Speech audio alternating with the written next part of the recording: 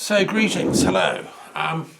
Welcome to the Philosophy Club here in sleepy Bettet in the middle of France, La Creuse, where we like to discuss world affairs and look at things from a holistic, joined-up perspective, which is the point of philosophy, and to ask difficult questions about what the world is doing about the problems we're going through, which are many and various, as we keep discovering. Every week there's a new bunch of crises to deal with.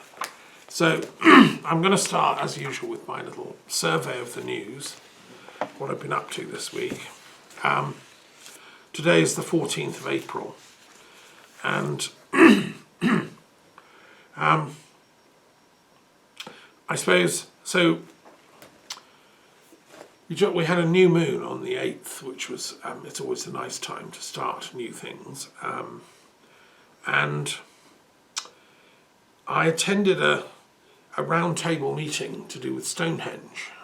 As a Druid, I've been involved in the politics of access to Stonehenge as a sacred Celtic site from ancient Bronze Age and before, along with Avebury. And so I attended on Zoom, obviously I didn't go in person, to a meeting in Salisbury of colleagues and friends discussing access.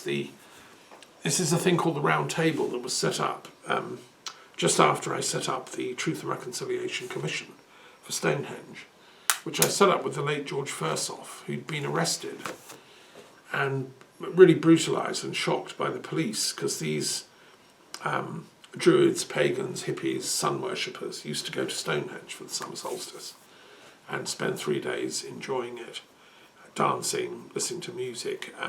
It was an impromptu kind of Glastonbury festival. They had stages where musicians would play. It was all self-organised. There was no tickets to buy in advance. It was just the people having fun, celebrating summer back in the 70s. And I first went to Stonehenge around that time. I didn't go to one of the festivals, but I used to love the fact that we could just go in and enjoy the stones. I walked across Salisbury Plain at the age of 19 in 74. So anyway, then the police and Margaret Thatcher and the right-wing Tory government clamped down. They didn't want people to be enjoying themselves in the sun and dancing and so on. And so they stopped the convoy, which was called the Peace Convoy, tragically and ironically, of many hundred vehicles that were heading towards Stonehenge for the solstice one year, I think it was 85. And instead they forced them into a bean field and then proceeded to attack the vehicles with truncheons, pull people out of the vehicles by the hair, women, pregnant women, children, everyone, and essentially bundle them into police vehicles and take them to police stations all over the south of England. There are about 800 people arrested. For what? For wanting to go and enjoy the summer solstice. Anyway, that was a turning point of British culture and politics. That was when we realised the right wing is actually quite nasty. Before that, all the hippies thought, well, we're all human, we can all have fun, what's wrong, But no, and the same woman, Margaret Thatcher, was entertaining Pinochet as her hero, who was responsible for a fascist coup in Chile, and clamping down extremely on the left wing in Chile. I mean, if you think what Thatcher did in the beanfield was bad, which it was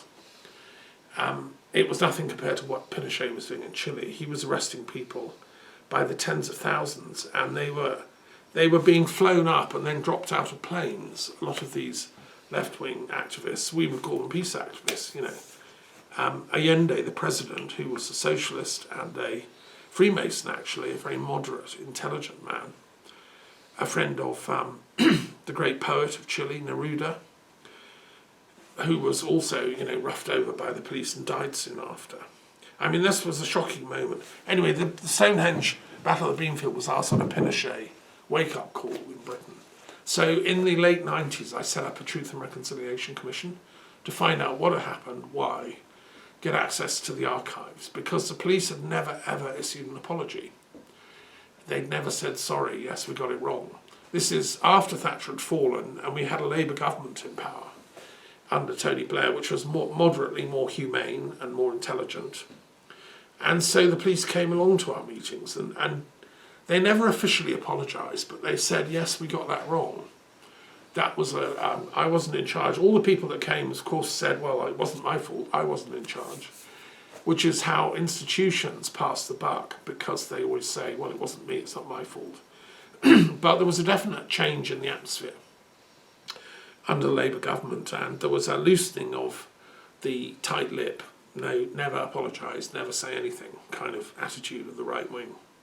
And anyway, around that time, a round table was set up by the authorities, English Heritage, working with the police and the local councils, to invite the alternative community, that's the pagans, druids, hippies, etc., travellers as well, important people, and locals, to discuss arrangements for the summer solstice, because it was open then. The blanket prevention of anyone going was lifted thanks to the work of the Truth and Reconciliation Commission and the Round Table. So there was an agreement made that 4 times a year there will be free and open access to the monument of Stonehenge by the people, which, after all, Stonehenge actually belongs to the people. It was bequeathed to the British people in perpetuity by Mr. Chubb, who owned it back in the 1920s, who was a friend of Lloyd George. He was a Liberal, and he thought it would be a good idea to give this to the nation. Shouldn't be in private hands, he said. So, you know, it does actually belong to the people, and let them have their summer solstice, is what I say.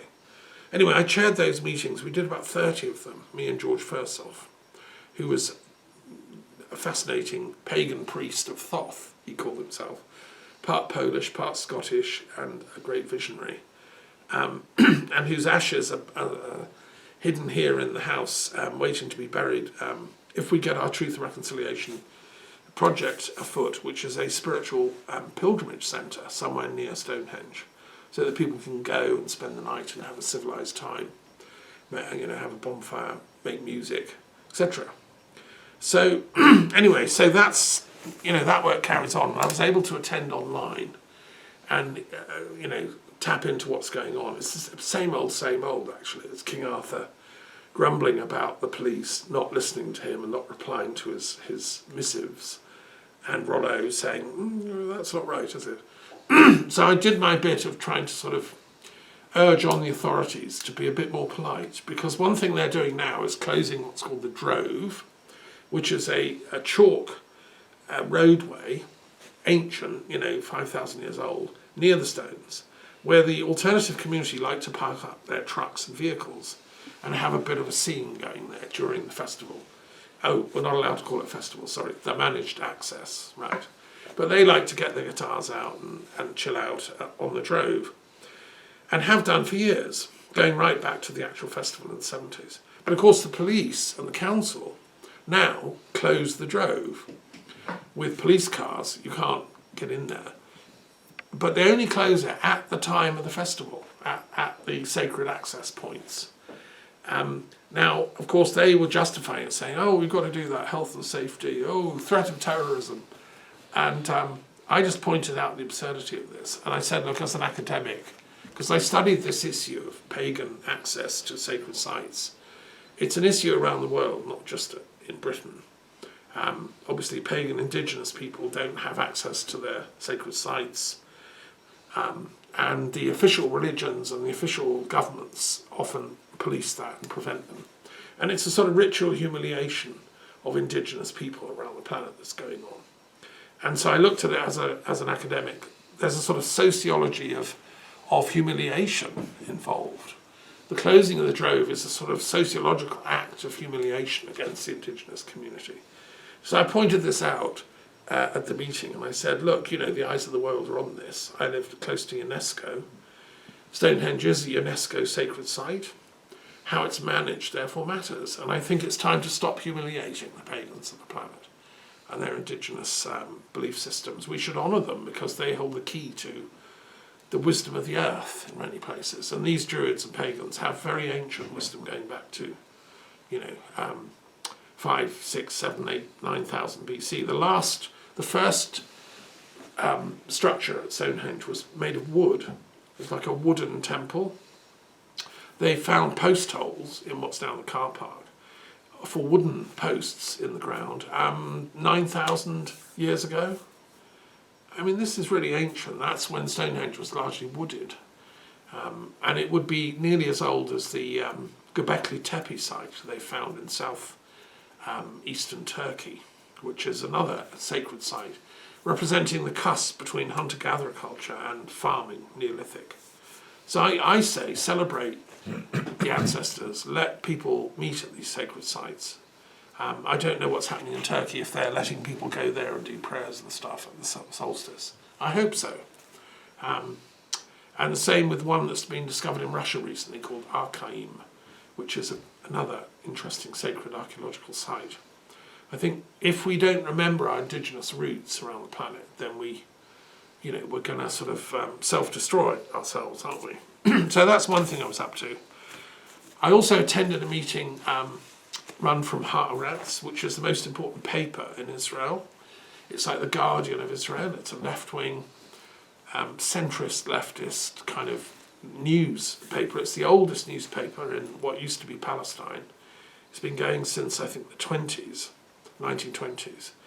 And it's got a lot of very interesting articles. And of course, they've been covering this tragic Gaza war in detail. They've been raising issues about why so many people died on October the 7th, why the warning signs that were issued by the watchers on the line who'd been saying they're actually trial running a breakout, and they passed this information up to their superiors in the Israeli Defense Forces. But because a lot of them were young women, they were totally and completely ignored, and they were told to just, shut up. And this Haaretz published evidence for this and interviews with some of the women involved. Because there's a sexism at work in Israeli society and in the Israeli Defense Force. Young women are not taken seriously. And that's part of the cause behind it. And the other thing Haaretz have highlighted is the fact that a lot of the killings, everyone says 1,200 people died in October the 7th, but how many of that was actually done by the Palestinians and how much by the so-called friendly fire from Israel sending in missiles and attack helicopters and stuff? There's a lot of evidence unearthed by a number of journalists, and Haaretz have published some of this work, that a lot of the deaths were actually self-caused because Israel was trying to prevent hostages being captured. And they have this policy called the Hannibal Directive, which, if you see a nasty Palestinian stealing a hostage, you kill them both.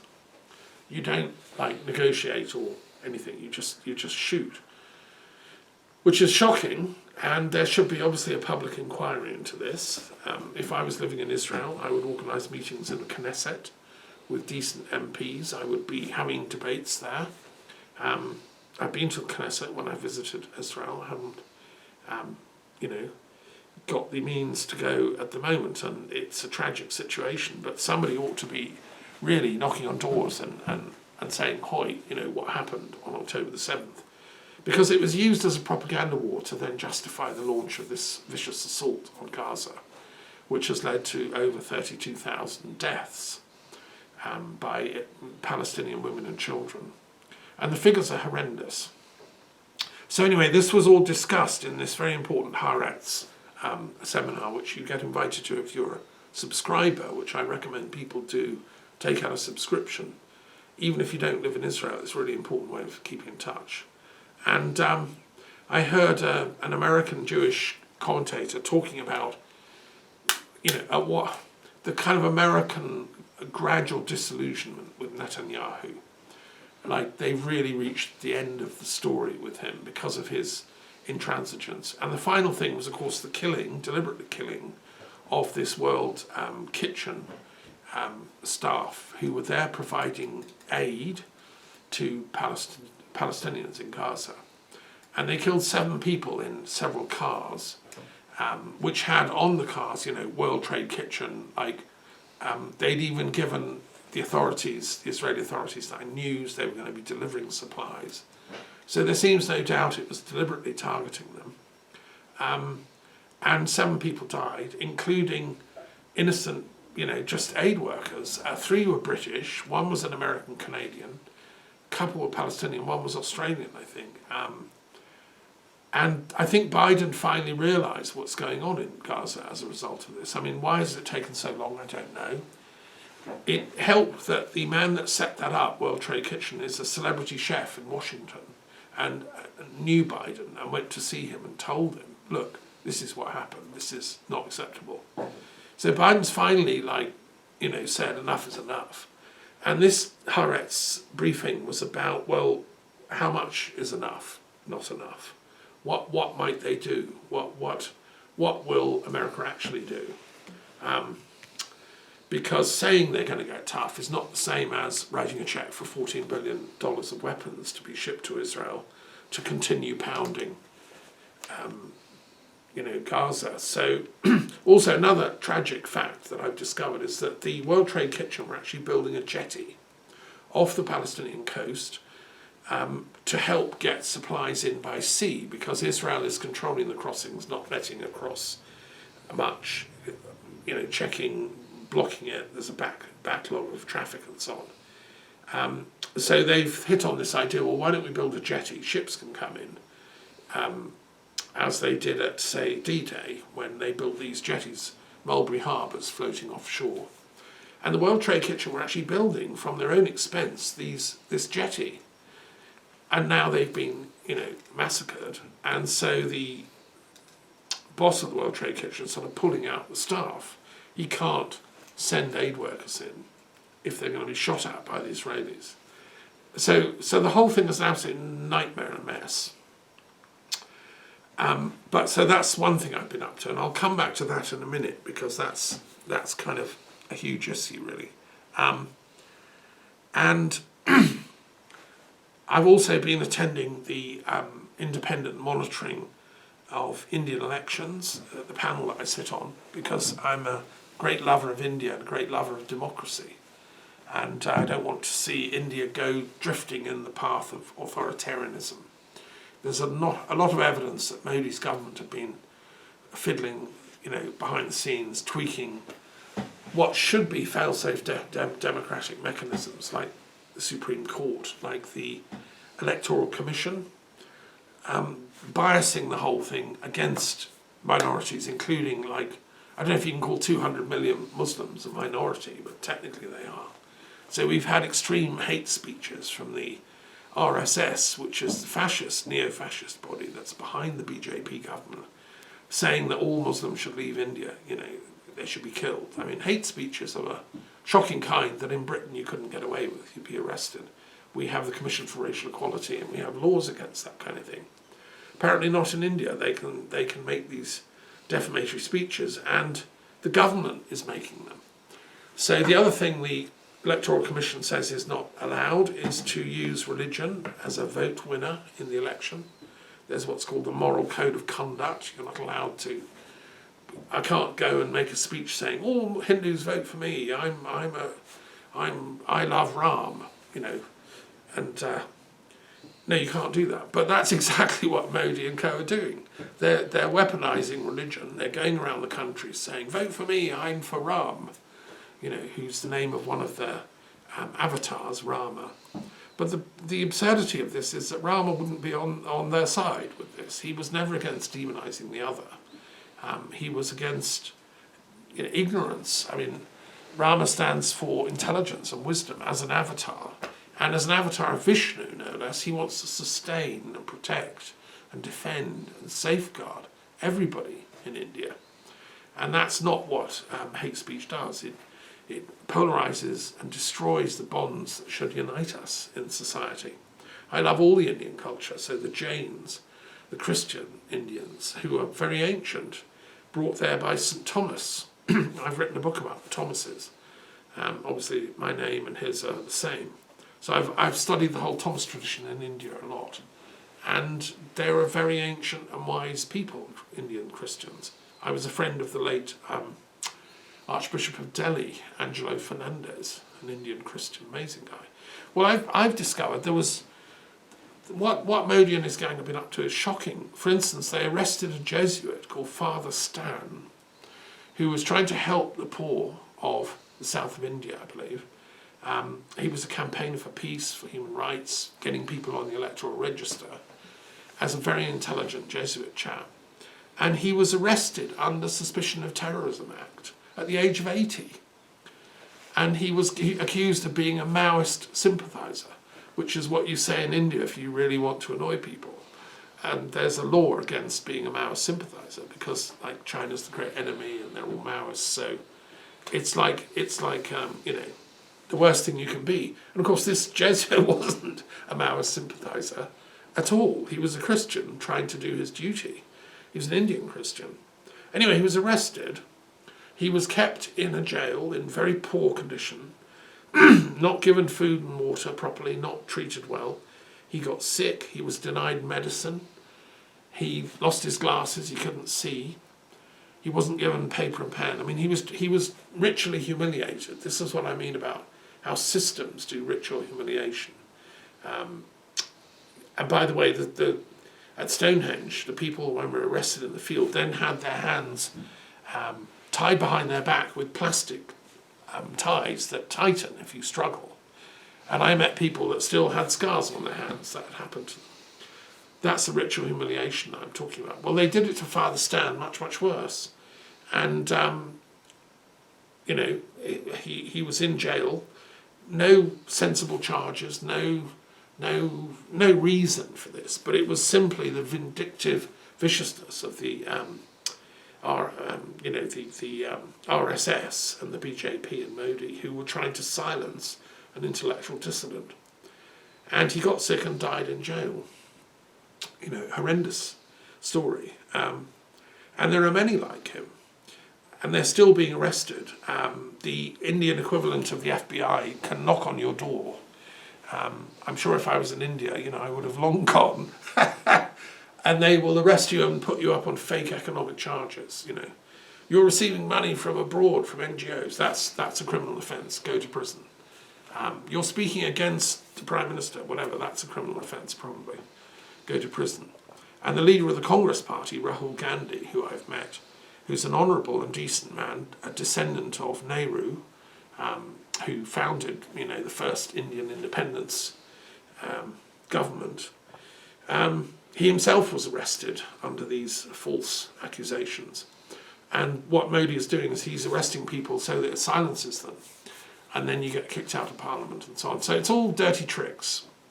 And so I attended a meeting trying to expose all this, and with a bunch of academics. You know, we do what we can, and if you are concerned about this, there's lots of videos on YouTube, there are people speaking out, other academics are being arrested and silenced. And to me, this isn't the India I know and love. This isn't democracy. This is something else. This is totalitarian religiosity. I mean, I'm a great fan of spirituality and religion, as you know, but not when it's weaponized like this. You know, and by the way, the people of Kashmir, who are largely Muslim, haven't even got a vote in this coming election. They've been treated abysmally. And it's always done in the name of prevention of terrorism. And when this came up at the Stonehenge meeting, I made an ironic comment. This was my final comment to the meeting, which is, the police are actually saying, yes, we can't let you have the drone because of terrorism threat. You know, it's like, what? Like, what are they going to do? They're going to, you know, I mean, it's absurd, right? So anyway, I just made the point under any other business at the meeting that the people ought to be on the watch at that meeting, and they included, you know, all kinds of people, because the Tory terrorists are the real threat to Britain's actual freedoms. And if you spot one, you should report them to the police, because Tory terrorists are the ones that have clamped down on all our freedoms from Margaret Thatcher onwards. And, you know, they've destroyed Britain's ability to be friendly with the EU and to live and work in all these countries, tried to destroy our working relationship with the French, and the last 50 years of peaceful statesmanship, which we did by joining the European Union. That was a Tory terrorist attack against the EU. And I just pointed this out to the gathering. And I think that's what's happening in India. You know, it's the same mentality of terrorism from the top in the name of national security. Okay, that's a little glimpse of my week. I want to share now something I've done yesterday and today, because there's been a ratcheting up of the problem in the Middle East because Israel attacked the embassy of in Syria of Iran and killed a number of people there with an attack as an act of aggression and war, actually. I mean, it's one of the absolute sacred things about international relations. You don't attack other people's embassies and kill their ambassadors. I mean, it's been an accepted fact of international relations ever since the Greeks invented the idea. It was the ancient Greeks who had problems. You know, war was often happening, breaking out between Athens and Sparta, or whoever, Corinth and, you know, somewhere else. And they invented this system of the herald was inviolable, protected by the gods. And if you carried a wand, which had the wand of Asclepius, the snakes going up it meant you were protected by the gods and you were not to be killed, because you were on a peace mission, a diplomacy mission.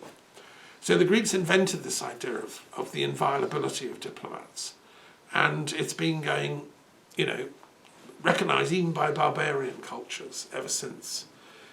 Now, for Israel to then deliberately bomb an embassy like that, I mean, they say it wasn't the embassy, it was an outbuilding, but it was effectively part of the Iranian embassy in Damascus, is a most heinous war crime, actually. And of course they say, well, America did it, but America did it, I believe, by mistake. They during the chaos in the Balkans, I think they inadvertently bombed a Chinese ambassadorial building in Serbia. And discussions still go about exactly what happened. But the Americans apologised. They said it wasn't deliberate. I mean, it wasn't intended. Whereas Israel's not apologised. They're absolutely gung-ho. No, it's our right to bomb anyone that wants to harm us. And okay, well then, that makes their right to attack any site anywhere in the world, anytime they want, a God-given right. And of course, the Israeli right wing, just like the RSS right wing, are religious fanatics and religious terrorists. They believe God, the God that they interpret in the Bible, gives them that God-given right. There are many passages in the Bible that are quite violent, where God authorises his armies to attack pagans or people that don't agree with them, mercilessly, and to slaughter them. Well, I don't personally believe that God sanctions such religious violence. And I have a great book called How Many People Did God Kill in the Bible? Upstairs. And it lists millions, and they're all, in the Bible. Well, I believe those texts descend from very old way of thinking. That was how Bronze Age people used to think about, like, God must want us to kill each other kind of stuff. I think we've got to grow out of that. We should have grown out of it a long time ago. And certainly to still sort of, base your thinking on that, I think is wrong as a philosopher. And the whole point of Christ was to speak up against that and to say, no, let's go the way of peace. And the point of Islam, the advent of Muhammad and his mission, was, I think, a further extension of that. I've said before in my commentary on the Quran that he was inspired by Gnostic Christianity. Him and his wife Khadija. Islam is a form of Gnostic Christianity, and they revered Christ as, a very important prophet prior to Muhammad. So anyway, he did. Netanyahu authorised this attack to sort of appease his own right-wing fanatical religious terrorists who have hijacked the Israeli state.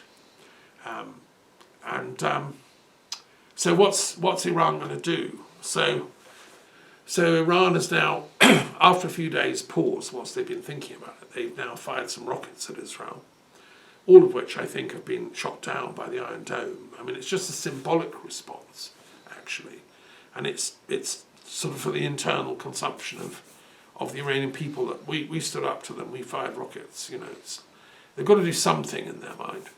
Anyway. The danger, of course, is that Israel can then... let's say a couple of rockets get through and land on Tel Aviv and 100 people die. Then Israel's going to escalate the whole thing and say, well, now they're barbarians, look at them, they're attacking us. and they're going to fly planes over Tehran and drop massive bombs. I mean, they have nuclear weapons, Israel. What are they going to do? Drop a nuke on Tehran? It's not beyond the bounds of possibility with someone as demented as Netanyahu in charge. And of course, what will happen then is, well, Iran will retaliate vastly with all the means that she's got, and other powers in the region might. I don't imagine Turkey would just sit back and let Israel bomb Iran to pieces. Russia and China are actually in a sort of pact with Iran, in fact, a sort of sharing of stuff. So we're talking possibly World War III breaking out at this point. And then that leads to nuclear exchange, which we've all dreaded for 50 years since the Hiroshima and Nagasaki bombs. A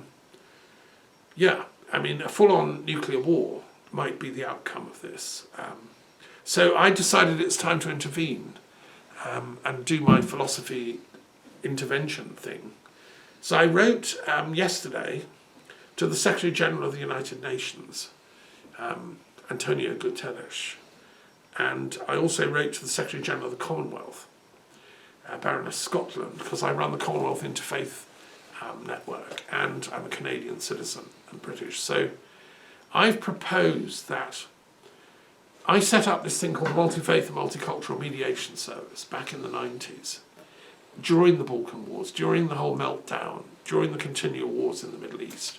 At the end of the Cold War, which we thought was over, all these religious wars were popping up. And so I said, well, we need a mediation service that can deal with this. And there isn't one. None of these agencies, the UN, EU, Commonwealth, none of them have any professional mediators available for conflict resolution between religions, which is bonkers when that's what's at the cause of a lot of these things. So because I was studying theology and peace studies, I was doing the two, I set one up in '95, having attended a huge conference in the Vatican with religious leaders from all over the planet. The Pope was there, John Paul II, cardinals. I met Hans Kung, great theologian.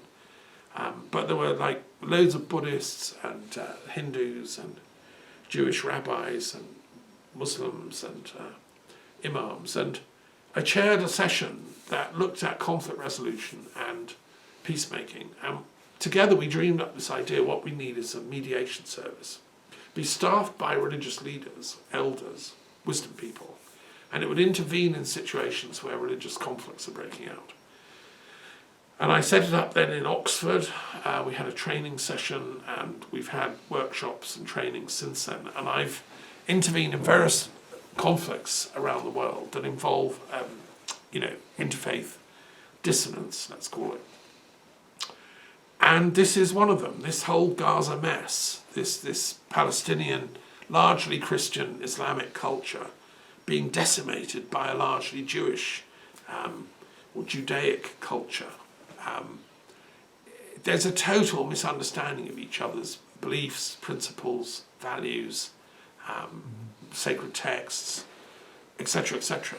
And so I wrote to the Secretary General of the Commonwealth and the UN and said, look, hey, we've got to stop this. And here I am, a philosopher who runs a mediation service. I'm happy to help. What I suggested is we have a mediation in Paris, because Paris is a great city that represents intellectual work for peace over the centuries. Macron is desperate to stop this war going on or getting worse. And I think we could do it, and that was my offer. I've also because I have been a research fellow at an Iranian university in Qom, which is the holy city of Iran, where they